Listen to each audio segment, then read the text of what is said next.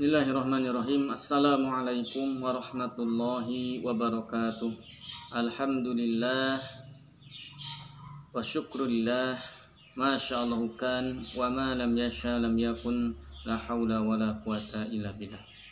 Pada kesempatan ini saya Herwi Guna sebagai mahasiswa STAI Wonogiri dari Prode PAI akan mempresentasikan untuk mata kuliah perencanaan pembelajaran PAI dengan tema sistematika perencanaan media pembelajaran PAI.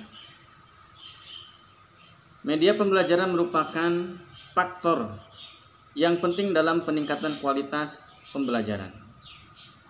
Oleh sebab itu, adanya perkembangan teknologi dalam bidang pendidikan menuntut efisiensi dan efektivitas dalam pembelajaran.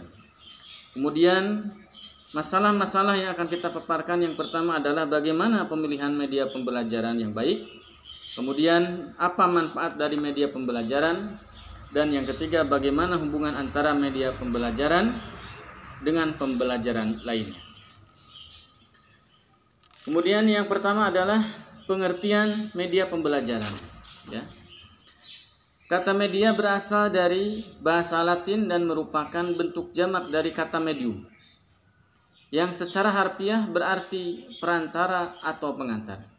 Jadi media artinya adalah segala sesuatu yang dapat digunakan untuk menyalurkan pesan dan pengiriman ke penerima sehingga dapat merangsang pikiran, perasaan, perhatian, dan minat serta perhatian untuk melakukan pembelajaran.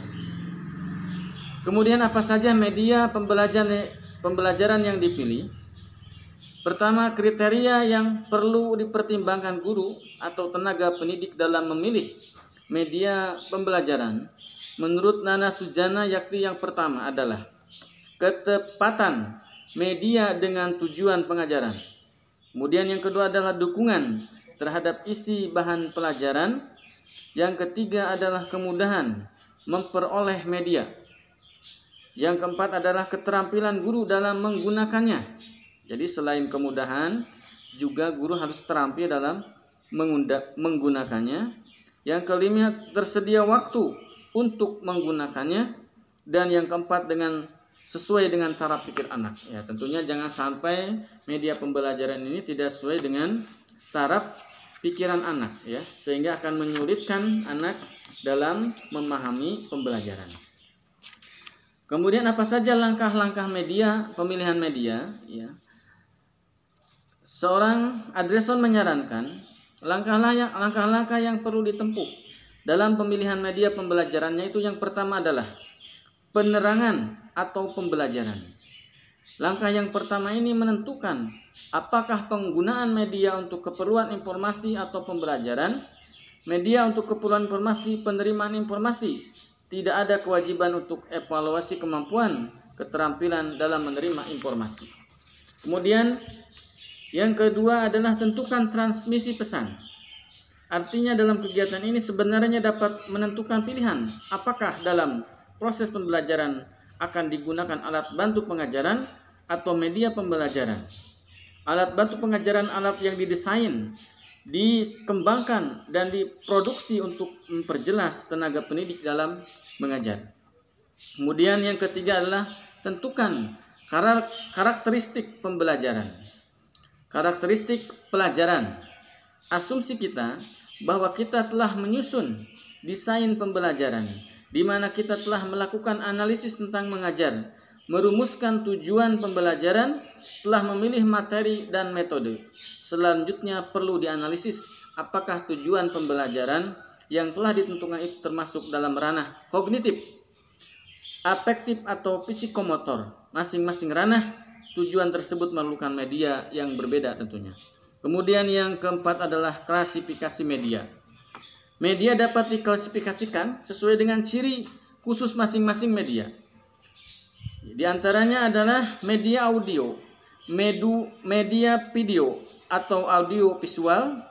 Ya, berdasarkan ciri dan bentuk fisiknya, media dapat dikelompokkan menjadi media proyeksi dalam kurung diam dan gerak, dan media non proyeksi atau 2 dimensi dan 3 dimensi. Kemudian Yang kelima adalah analisis karakteristik masing-masing media. Media pembelajaran yang banyak macamnya perlu dianalisis kelebihan dan kekurangannya dalam mencapai tujuan pembelajaran yang telah ditetapkan. Pertimbangan pula dari aspek ekonomi dan ketersediaannya dari berbagai alternatif, kemudian dipilih media yang paling tepat. Kemudian untuk manfaat media pembelajaran dan media sebagai alat komunikasi dalam proses belajar mengajar, insya Allah akan disampaikan oleh teman kami, ya, yaitu Bapak Saudara Bagas. Untuk itu dari saya cukup sekian. Assalamualaikum warahmatullahi wabarakatuh. Assalamualaikum warahmatullahi wabarakatuh. Saya Dedi Bagus Prasetyo, Prodi PAI semester 4, akan meneruskan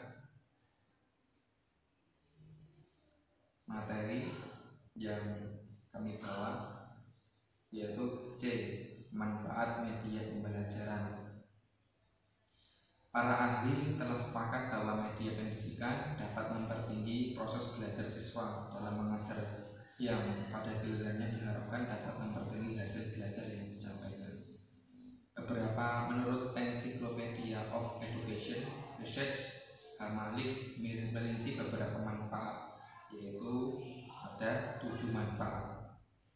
Yang pertama adalah meletakkan dasar-dasar yang konkret untuk berpikir, karena itu dapat mengurangi verbalisme. Yang kedua, memperbesar perhatian siswa. Yang ketiga, meletakkan dasar-dasar yang penting untuk perkembangan belajar. Oleh karena itu membuat pelajaran lebih mantap. Yang keempat, memberikan pengalaman nyata bagi siswa. Yang kelima, menumbuhkan pemikiran yang teratur dan kontinu, terutama melalui gambar hidup. Yang keenam, membantu tumbuhnya pengertian yang dapat membantu perkembangan kemampuan berbahasa. Yang ketujuh, memberikan pengalaman yang tidak mudah diperoleh dengan cara lain. Nah, lanjut ke D, yang ke D, media dan pembelajaran. Yang pertama, media sebagai alat komunikasi. Yang kedua, guru dan media pembelajaran. Jadi media sebagai alat komunikasi itu ada dua media. Yang pertama, media sebagai alat komunikasi dalam proses pembelajaran mengajar. Proses belajar mengajar pada hakikatnya adalah proses komunikasi, yaitu proses penyampaian pesan dari sumber pesan melalui media tertentu ke penerima pesan. Yang kedua, guru dan media pembelajaran. Guru dan media pembelajaran merupakan dua faktor yang berkaitan erat dengan tercapainya tujuan proses belajar mengajar.